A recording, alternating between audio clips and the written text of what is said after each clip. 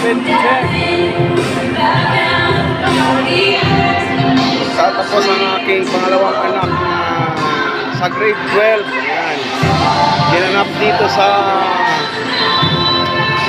Main Square, Bacoor. Ayan.